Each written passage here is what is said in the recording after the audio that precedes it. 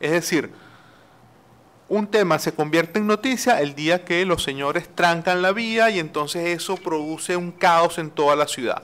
Pero si esos mismos vecinos, pobladores de una urbanización, han ido a presentar también al medio de comunicación el problema que tienen, y lo hacen de forma educada, cortés, llevando una nota de prensa, etcétera, eso casi nunca va a tener repercusión. Tiene repercusión pública el día que se arma el alboroto. Entonces creo que ahí, digamos, estamos atrapados entre lógicas institucionales, lógicas mediáticas y problemas sociales cada vez más acuciantes, cada vez más de mayor, digamos, demanda. En las últimas, el último mes, por ejemplo, en Venezuela, ha sido la ola de protestas de las personas que perdieron su vivienda en diciembre, unas lluvias muy fuertes el pasado mes de diciembre, una emergencia nacional y miles de personas fueron ubicadas en refugios temporales. Refugios de todo tipo. O sea, un centro comercial que estaba en construcción fue expropiado y se colocaron personas allí. Si usted va a la Cancillería, el edificio de la Cancillería tiene 3 o 4 pisos tomados. Las personas tuvieron que sacar sus escritorios para los pasillos y las oficinas son albergue de personas que perdieron sus viviendas. Hay un tema de improvisación muy grave. El punto es que después de 6 meses de vivir prestado en una oficina que no tiene las condiciones mínimas, en el último mes hemos tenido una cantidad de protestas de personas ya diciendo, bueno, o denos un refugio digno o denos una vivienda ya, ¿no? O sea, han pasado 6 meses. Son cosas cíclicas, digamos, esto que ha pasado ahora, mediáticamente los medios también se olvidaron de los refugiados, es decir, de los damnificados, de las personas que perdieron la vivienda. Diciembre y enero había mucho foco público sobre eso, a la medida en que eso se cotidianizó pasó. ¿Cómo resurge el tema de que el gobierno no le está cumpliendo los damnificados? Bueno, cuando salen y trancan la vía principal, trancan una avenida, etc.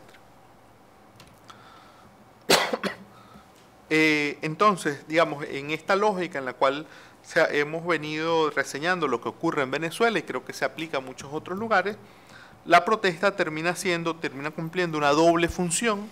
Por un lado, efectivamente es un mecanismo para exigir a las autoridades, pero al mismo tiempo termina siendo un canal para la repercusión pública, para que la problemática que afecta a unos ciudadanos sea del dominio público.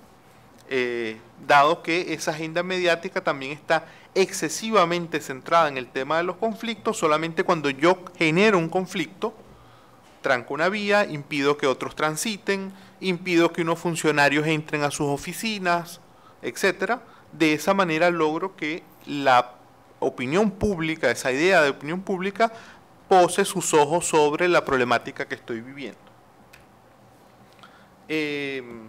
Acá, digamos, hay unos registros de cómo ha ido evolucionando y cómo se ha ido, digamos, de qué forma se ha ido caracterizando esa protesta. En el periodo, como les comentaba, entre 1999 y el 2006, hubo alrededor de 1.500 protestas por año. A partir del año 2008, en realidad las protestas están por encima de los 3.000 por año. Protestas de todo tipo, fundamentalmente son protestas de orden social. Ya les comentaba, pues hay una serie de ingredientes de carácter laboral, de incumplimiento de contratos, de falta de respuestas a el ofrecimiento de construir unas viviendas, comunidades que no tienen acceso a agua potable, problemas bien básicos. Y otra cosa llamativa y sobre la cual, digamos, es importante recalcar, tiene que ver con la naturaleza pacífica de estas protestas. Es decir, en el 96% de esos casos, y es el registro que lleva un grupo de organizaciones de derechos humanos, son protestas pacíficas, son personas que no portan armas, no están agrediendo a las autoridades, no están agrediendo a terceros, sino que sencillamente se plantan en una vía pública, en las puertas de una institución pública, con la idea de ser oídos.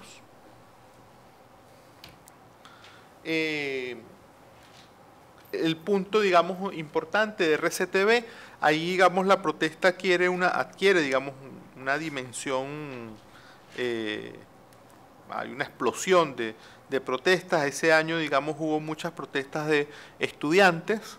Eso ha disminuido en los últimos años, pero de alguna manera se tiene la idea, y creo que es acertada, de pensar que a partir del año 2007 de alguna manera se calentó la calle, es decir, se crearon condiciones tanto políticas como institucionales, hay una merma, digamos, una caída en los precios del petróleo entre el año 2008 y 2009, ahora han tenido otro repunte, que también significaron que el Estado, un Estado petrolero, pues tuviese menos capacidad de responder a las demandas, y eso ha hecho que aumenten, digamos, esas demandas.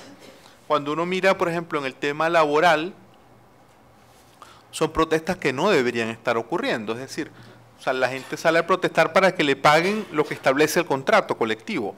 Una cosa tan básica, es decir, me dijeron que me iban a pagar tanto el 15 y tanto el último, me pagan el 15 pero no me pagan el último, o me pagan el último pero no me pagan el 15.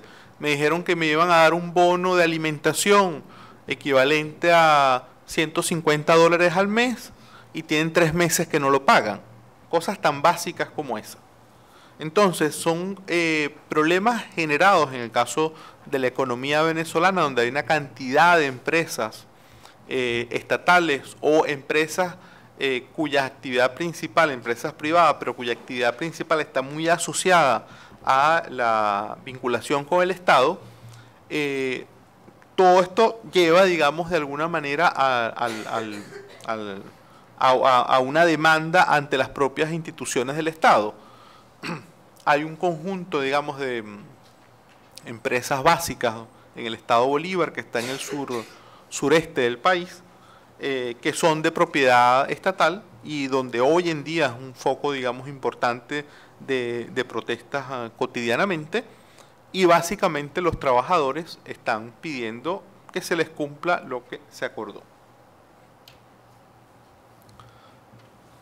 Otra cosa importante en relación a algo que comentaba Víctor sobre lo que son los procedimientos para establecer o para llevar adelante las protestas en Venezuela, el grueso, digamos, de las protestas están ocurriendo de forma espontánea. Es decir, no hay una preparación previa que implique pedirle permiso a las autoridades. En muchos casos las autoridades han usado esos mecanismos del contar con el visto bueno institucional como una manera de censurar protestas con un cierto tinte político, impedir que las protestas lleguen a ciertos lugares. Un caso emblemático, por ejemplo, es que desde el año 2002, ninguna protesta que sea en contra del gobierno que haya pedido permiso puede llegar ni siquiera a 500 metros del Palacio de Gobierno. Entonces, pero sin embargo hay protestas frente al Palacio de Gobierno, pero ocurren de forma espontánea.